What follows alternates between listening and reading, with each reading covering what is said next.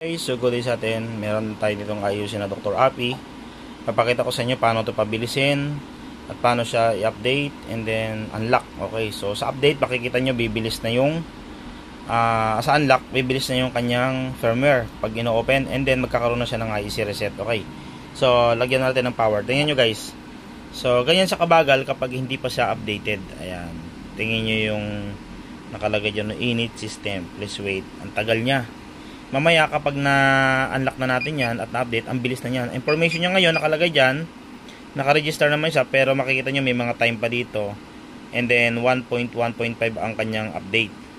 So, at problema pala nito guys, re-referin din natin ito kasi nga hindi siya gumagana sa sa mga motor, connecting field siya. Ito, subukan natin siya na exciter new. Ayan. So, meron tayo dyang exciter new.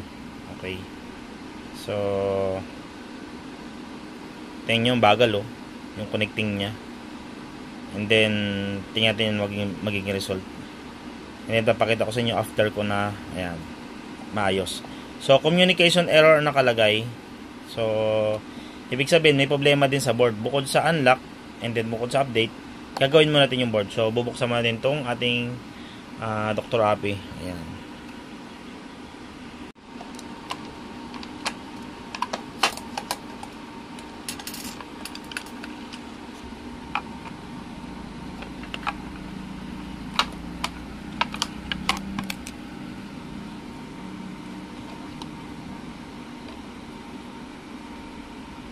Ayan guys, so kung mapapansin nyo, ayan sunog siya dalawang IC ang sunog kaya meron siyang connecting error. So ilagay natin sa ayan, so kung mapapansin nyo, ayan sunog talaga siya yung portion na yan ayan. And then yung isa, ayan din sunog din yan, pumutok dito sa gilid nun. So dalawa yung papalitan dyan na parts, ayan, transistor and then itong kanyang regulator. Okay, so palitan muna natin yan. So na guys, yung ating pamalit na dalawang parts, so yun yung papalitan natin. So gamit yung ating heat gun or hot air. Ayan. So kakalasin natin yung dalawa na yan.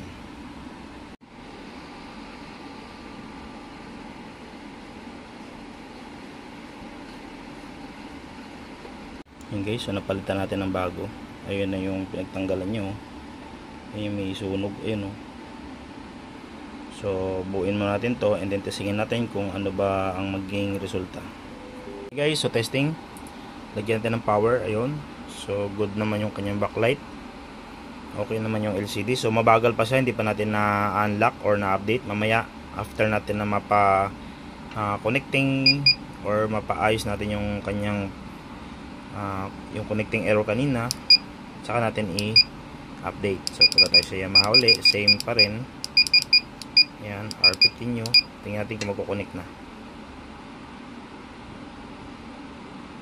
Yun. So nakita nyo guys, lumabas yung parameter. Ayan may parameter na. And then nakakabasa na ng error. And then nakakapag-reset na to ng code. Ayun. So complete na. So working na yung ating API. Ngayon, pupunta na tayo dun sa pag-unlock or pag-update. Okay, so mamaya makikita nyo guys gano'n nakabilis yan. Okay guys, doon muna tayo sa kanyang pag-update or pag-unlock. So meron tayong file, ang kanyang serial number to nilagay niya dito yung pinakadulo ay 273. So i-confirm natin 273 nga nakalagay. Okay. So ngayon pupuntahan natin yung ating API master key. Yan. And then ayun yung 273 yung dulo. So ang file niya ay yan, dalawa na yan. Ngayon meron siyang memory card. Ayan So, tinanggal ko na yung memory card and then ilalagay natin dito yung file na yan. Delete natin lahat ng laman nito and then papalitan natin yan, okay? So, isasalpa ko muna doon sa aking card reader. Okay guys, so nasalpa ko na. So, ito na yung kanyang drive D or yung kanyang file. Ayan. So, makikita nyo guys, ayan laman niya. Apat siya. 1, 2, 3, 4. Di-delete natin yan. So, delete natin lahat yan. Ayan. Okay. So, pwede naman natin highlight and then delete. Okay. So, delete natin apat na yan. Gagawin natin ngayon, kukunin natin yung kanina. Ayan. Yung file natin. Nandoon siya sa dito siya nilagay. Okay? So, pasok tayo dun sa kamukha ng number niya. Ayan. So, i-copy natin yan. Control C. Ayan, para shortcut ng copy. And then, punta tayo dun sa drive D. Ayan. Okay, so, na-delete na yung kanina. Diyan natin ipipaste. Ayan o, paste natin yan yung dalawa. So, after natin ma-paste, okay na siya. And then, i-USB remove natin siya. Safety remove. Ayan, eject natin yung ito. Okay, so, na-remove na natin. After natin ma-remove, kunin natin yung kanyang memory card. Ayan, na nilagay natin. And then, ilagay natin sa ating Dr. Appy. Okay guys, so nailagay ko na doon. So, gagawin natin dito. May mga vlog na rin ako nito na ginawa. So, gagawin natin dito, long press natin yung back and down arrow. Long press natin na matagal yan, and then lagyan natin ng power habang naka-long press, lalagyan natin ng power. So, hindi ko na siguro mapapakita kasi one hand ako. Okay? So, papakita ko na lang sa inyo yung lalabas sa screen. Ayan guys, so naka-long press ako. Yan. So, hanggang lumabas yung pangalan na bootloader A. Okay, so ngayon, yes lang natin yan, and then, okay. Hanggang mag-flash ng 100%. Ayan.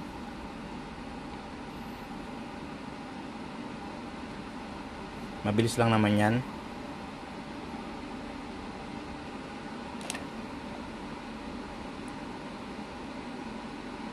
Ayan. So, konti na lang. Yun. So, ngayon, napasok na natin yung file. Ngayon, i-off ulit natin yung power. Okay? Off natin yung power. And then, ito naman, i-long press natin yung okay. So, after mag-long press ng okay, lagyan ulit natin ng power, then pupunta tayo dun sa kanyang settings.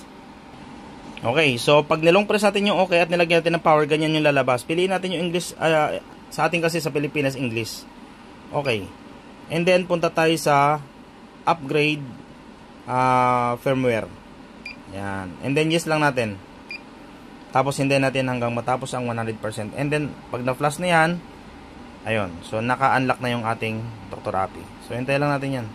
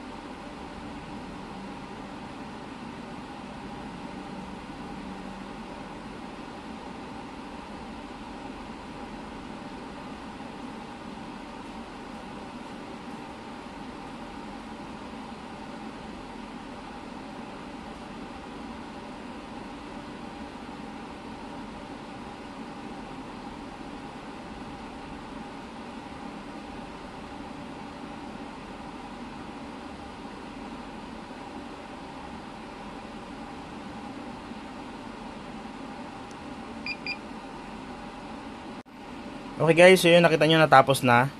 And then, tingnan natin yung kanyang resulta ngayon. So, off ko yung power. And then, on natin. Nakita nyo, ang bilis na. Ulit ko ayun, ang bilis na niya magbukas. And then, punta tayo sa information. Ayan. Makikita nyo guys, wala na yung expiration niya. Wala na yung mga number niya. So, makikita nyo na ngayon, 1.2.0. Ibig sabihin, itong version na to, meron na siyang pang sasakyan. Meron na siyang pang OBD, and then meron na siyang pang IEC reset ng mga Yamaha. Ayun na siya. Okay, so pasok tayo sa Yamaha. Ayan, punta tayo sa Exciter New. Ayan. And then, tingnan natin yung ayun, parameter. Ayun na siya. And then, UDTC. Ayun. Okay guys, so maraming error na lumalabas kasi yung ating tester na ECU dito ay walang mga sensor. So, kailan lang, and then power supply. Okay? So, ganun lang kabilis guys ang paggawa natin ng Dr. Appy. Mula sa pag-repair hanggang sa pag-unlock. Okay? So, pag may mga ganito kayong mga problema, contact lang kayo sa aking page or contact kayo sa Appytech page sa kanilang mga support para ma-unlock din yung inyong tools at ma-repair kung sakaling may problema ito. Okay? So magandang araw sa ating lahat.